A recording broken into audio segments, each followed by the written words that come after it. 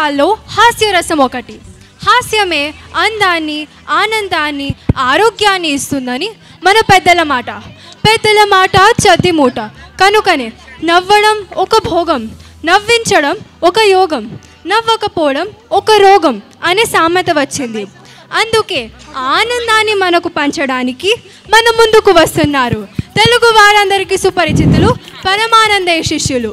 గురువు గారి ఆజ్ఞ జవదాటని అమాయక శిష్యుల ఆనంద హేళే ఈనాటి ఈ హాస్య కేళి తిలకించండి. మన ఇంటికి పండితులు గారు వస్తున్నారా? అరే అయితే వెళ్ళి కూర్చోపెడదాం పదరా. రండి పండితులు గారు రండి. వస్తున్నాను మీ తొందర తగలయ్యా.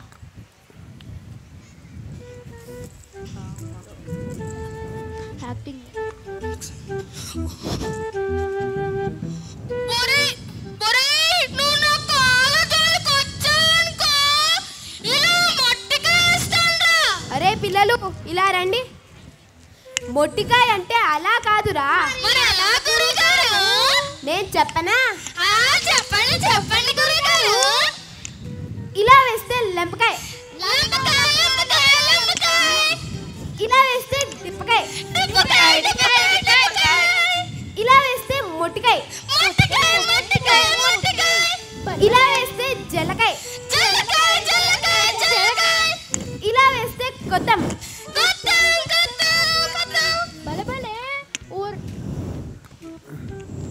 బలబలే ఊరే భృంగి శృంగి గణపతి అందరూ ఇలా రండ్రా.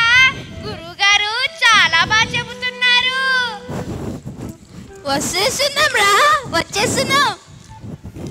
గురుగారు మీరు చాలా బాగా చెబుతున్నారు గురుగారు. మా అందరికి ఓసారి మళ్ళీ చెబుతారా? చెప్తానురా. ఇలా వేస్తే లెంపకాయ, ఇలా వేస్తే డిప్పకాయ, ఇలా వేస్తే మొట్టికాయ, ఇలా వేస్తే జలకాయ, ఇలా వేస్తే గురుగారండి ఇది మొట్టికాయ,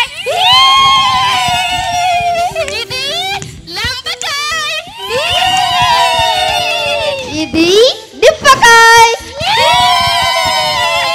ఓరి బడుద్దాయిలారా, నా మీదనే ప్రయోగాలు చేస్తున్నారేంట్రా? ఇది జల్లకాయ.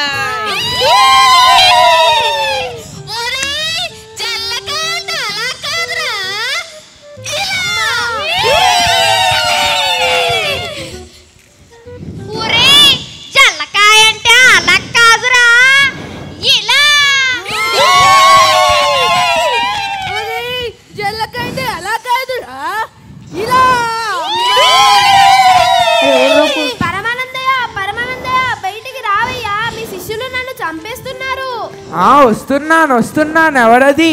ఒరే ఏంట్రా అలా కొట్టి చంపేస్తున్నారు? అయ్యో బావగారు క్షమించండి. ఈ తిక్క సన్నాసులకు ఏమీ తెలియదు బావగారు. ఇంతకీ ఎప్పుడు వచ్చారు? చంపేశారా దేవుడా. మీరు సమయానికి వచ్చారు కాబట్టి సరిపోయింది, లేదంటే మీ శిష్యులు నా తలని పచ్చడి చేసేవారు. ఓర్చుకోండి బావగారు, ఏమీ అనుకోవద్దు. వీళ్ళు ఉట్టి అమాయకులు, వీళ్ళకు ఏమీ తెలియదు బావగారు. ఇంతకు మీరు వచ్చిన సంగతి ఏమిటి బావగారు? ఏమీ లేదు బావగారు, మా గ్రామ పెద్ద కూతురి పెళ్లి, దానికి ముహూర్తం పెట్టడానికి మనల్ని ఆహ్వానించారు. నాతో పాటు మీరు కూడా వస్తే బాగుంటుందని మీకు కబురు పెడదామని ఇలా వచ్చాను. ముహూర్తం పెట్టడానికే కదా బావగారు, తప్పకుండా వెళ్దాము. మీరు నిశ్చింతగా వెళ్ళిరండి, నేను వస్తాను. ఏమండి పెళ్లి దగ్గరకు వచ్చేస్తుంది కదండి, మన పాల గురించి ఏం ఆలోచించారు? ఓ అవును కదా, నేను ఆ విషయమే మర్చిపోయాను. సరే నేను చూస్తానులే.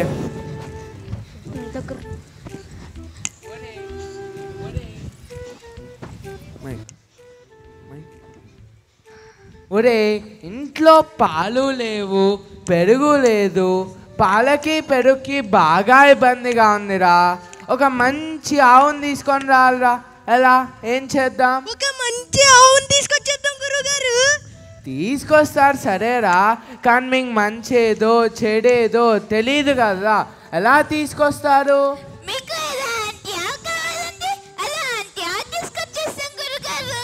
ఒరే అది ఎలా ఉండాలంటే బాగా అడవనిది, పరిగెత్తనిది, ఇబ్బంది పెట్టనిది, మంచిగా పాలిచ్చేటువంటిది అయి ఉండాలిరా. పాలివ్వాలి, ఇబ్బంది పెట్టకూడదు, పరిగెత్తకూడదు, అంతే కదా గురుగారు. ఒరే గణపతి, నేను నీకు 10 వరహాలు ఇస్తున్నా. అంగడికి వెళ్ళి 10 మందిని తెలుసుకొని మరి మీ సొంత తెలివితేటల్ని మాత్రం వాడకుండా ఒక మంచి ఆవును తీసుకొని రండిరా. సరే గురుగారు. ఒరే సిద్ధి, బుద్ధి, భృంగి, రండిరా రండి, ఆవును తీసుకొని వచ్చేద్దాం. పదండిరా తీసుకొచ్చేద్దాం.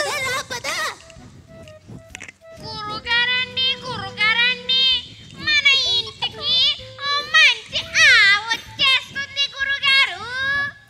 ఒరే వస్తుంది వస్తుంది అంటున్నావు కానీ ఎక్కడ కనపడట్లేదేంట్రా? మోసుకొస్తున్నారు గురుగారు. ఆవును మోసుకు రావడం ఏంట్రా? అలా అంటారేంటి గురుగారు? మన బుద్ధి, సిద్ధి, భృంగి, గణపతి అందరూ కలిసి ఆవుని మోసుకొస్తున్నారు గురుగారు. మీరే అన్నారు కదా, పరిగెత్తకూడదు, పారిపోకూడదు, ఇబ్బంది పెట్టకూడదు, అరవకూడదని. అందుకే మోసుకొస్తున్నారు గురుగారు. మీరు ఇలా రండి చెబుతాను, మీరు ఇలా రండి గురుగారు. అదిగోండి వచ్చేసారు గురుగారు, అదిగోండి వచ్చేసారు.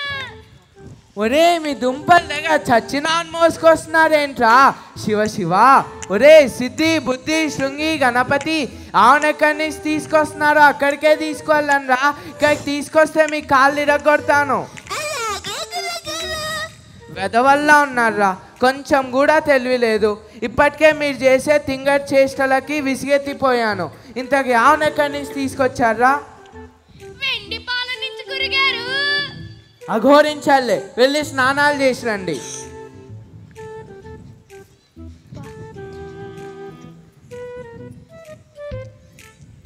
నవ్వడం ఒక భోగం, నవ్వించడం ఒక యోగం, నవ్వకపోవడం ఒక రోగం. అందుకే మాలాగా